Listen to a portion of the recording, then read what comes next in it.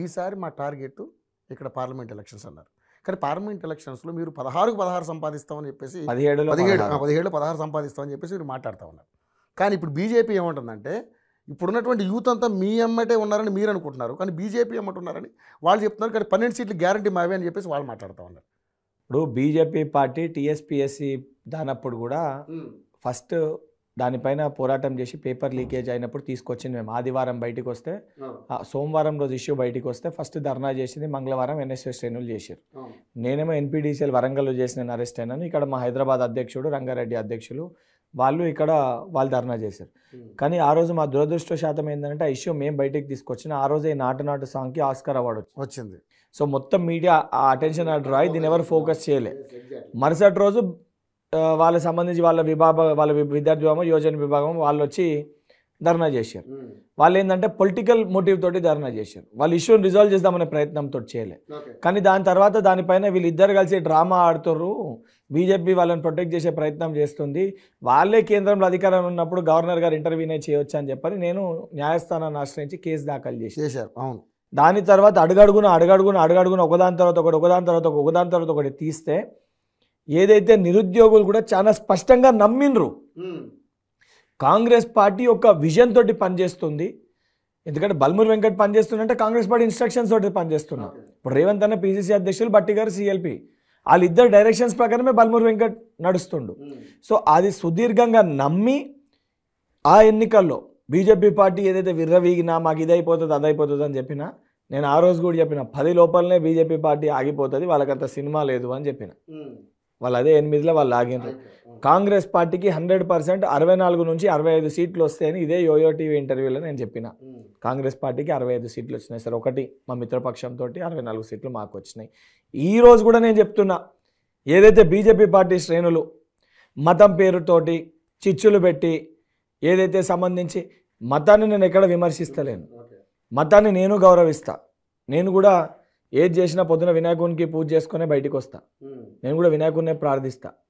మేము కూడా జై శ్రీరామ్ అనే నినాదం మేము అనకపోయినా మేమనేది జై సీతారాం అనే నినాదం మేము అంటాం. ఎందుకంటే మేము రామునికి ఎంత గౌరవం ఇస్తామో సీతకు అంతే గౌరవం ఇస్తాం. ఎందుకంటే సీత లేనిది రాముడు లేడు. అంటే మహిళలకు ఆ గౌరవం ఇవ్వాలని ఒక విధానం మాది. వాళ్ళు ఏంటంటే కేవలము అడ్డం పెట్టుకొని, దేవుణ్ణి అడ్డం పెట్టుకొని, డెవలప్మెంట్ని పక్కన పెట్టేసి సెంటిమెంట్స్ ఎమోషన్స్ తోటి వాళ్ళు పాలిటిక్స్ చేయాలనుకుంటారు. కానీ తెలంగాణ యువత, తెలంగాణలో విద్యార్థులు ఎప్పుడు ఎవరు ఏ రకంగా ఏం చేస్తున్నారనేది ఆలోచించగలుగుతారు, కొట్లాడగలుగుతారు, సాధించగలుగుతారు. వాళ్ళ మధ్యలో వచ్చి చిచ్చు పెట్టాలనుకుంటే గుడ్డలోడదీసి కొడతారు కూడా. అది తెలంగాణ యువతకి తెలుసు.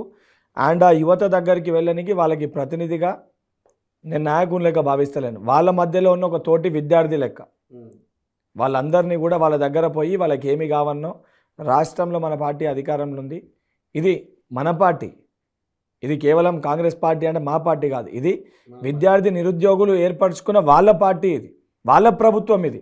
సో తప్పనిసరిగా వాళ్ళకి ఇచ్చిన జాబ్ క్యాలెండర్ కానీ, వాళ్ళకి ఇచ్చిన ఉద్యోగాలు కానీ ఇవన్నీ మనం చేసుకుందాము. ఇవన్నీ మనకు కావాల్సినవి అవుతాయి. ఎట్లయితే అన్న ఏ రకంగా అవుతుంది అని అంటే నేనే ప్రతినిధిని. అదృష్టశాతం ఈరోజు రేపు పొద్దున ఇప్పుడు ఇనార్మస్ అయింది కూడా రేపు పొద్దున వెళ్తే నేనే శాసన మండలిలో నేనే ఉంటాను. సో నేనే మాట్లాడతాను, వాళ్ళకి ఇంకో ప్రతినిధి అవసరం లేదు.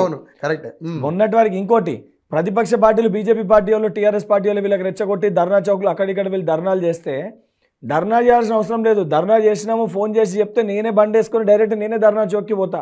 సమస్య ఏందో కాగితం పైన రాసుకుంటా, అక్కడికి వెళ్ళే మంత్రికి ఫోన్ కొడతా, బండ్లు ఎక్కించుకుంటే డైరెక్ట్ మంత్రి దగ్గర పట్టుకపోతా. అసలు ధర్నానే అవసరం లేదు. నేను గ్యారంటీ వాళ్ళు చెప్తున్నా, ఏ సమస్య ఉన్నా గత ప్రభుత్వాలు ఏదైతే డిక్టేటర్షిప్ లెక్క సమస్య చెప్తే వినకుండా సమస్యని అణిచివేసే ప్రయత్నం చేశారు. అణిచివేసే ప్రయత్నం చేస్తే బాధ ఎట్లుంటుందో నేను అనుభవించిన. అసొంటి పరిస్థితిగా తెలంగాణ రాష్ట్రంలో ఉండదు. విద్యార్థి నిరుద్యోగులు ఎక్కడ సమస్యలు ఉన్నా, వాళ్ళకి ఏ ప్రాబ్లం ఉన్నా, ఈ లాస్ట్ ఒక 1 వీక్ వెళ్ళంటే ఇదంతా ప్రాసెస్లో బిజీ ఉండి బహుశా నేను కొంతమంది ఫోన్స్ ఆన్సర్ చేయలేకపోయినాను. 24th వెళ్ళి నేనే సపరేట్గా 3 ఫోన్ నెంబర్లు తీసుకుంటా.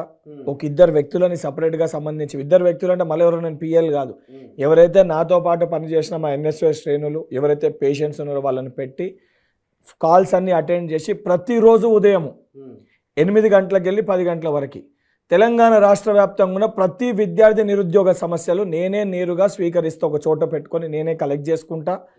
10 నుంచి 12 గంటల వరకు ఆ సంబంధించిన మంత్రుల దగ్గర టైం తీసుకొని సెక్రటేరియట్లు ఉన్న ఎక్కడున్న వాళ్ళ దగ్గరికి వెళ్తా. ఏ సమస్యలు ఏ రకంగా పరిష్కరించగలుగుతామో, లీగల్ కాంప్లికేషన్స్ ఏమైనా ఉంటే మళ్ళీ అక్కడికి వెళ్ళి అడ్వకేట్ జనరల్ గారి దగ్గరికి వెళ్ళి వారి దగ్గర సమస్య లంచ్ తర్వాత వారు ఫ్రీ ఉంటారు. పోస్ట్ లంచ్ అడ్వకేట్ జనరల్ లేకపోతే అడిషనల్ అడ్వకేట్ జనరల్ వారితో చర్చించి మళ్ళీ ఇమీడియట్గా రిటర్న్ వచ్చి మరుసటి రోజు ఈవినింగ్ లోపల మా ఉన్న సభ్యులు ఎవరైతే ఉన్నారో వాళ్ళకి ఏ రకంగా చేయగలుగుతారని చెప్పి వాళ్ళతోటి కమ్యూనికేట్ చేస్తాం. ప్రతి సమస్య పరిష్కరించలేమేమో, కానీ ప్రతి సమస్యని అడ్రస్ చేసి ఒక నమ్మకాన్ని అయితే బల్మూరు వెంకట్ కల్పిస్తాడు.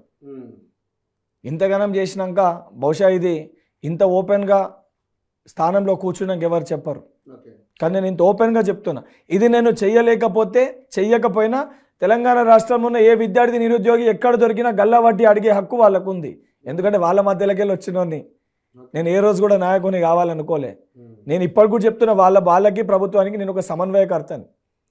రేవంత్ అన్న నన్ను ఒక దూత లెక్క, అంటే ఒక సమన్వయకర్త లెక్క వాళ్ళ మధ్యలో ఉన్న ఒక రిప్రజెంటేటివ్ ఉండాలని చెప్పి నాకు అవకాశం ఇచ్చాడు. అండ్ 100% తెలంగాణ పాలిటిక్స్లో ఒక మార్పు తీసుకొని వస్తాను. సో మొత్తానికైతే ప్రజా దర్బార్ లాగా మీరు నిరుద్యోగ విద్యార్థి దర్బార్ ఒకటి ఏర్పాటు చేస్తారు. దర్బార్ అని కాదు, వాళ్ళ సమస్యలు విననీకి ఒక పాయింట్ కావాలి. డెఫినెట్లీ. ఎందుకనంటే ఈ దొంగలు, ఈ కొంత పార్టీలు ఉన్న కొంతమంది వ్యక్తులు ఇప్పుడు టీఆర్ఎస్ పార్టీలో మొన్నటి వరకు విద్యార్థి నాయకులని మర్చిపోయారు.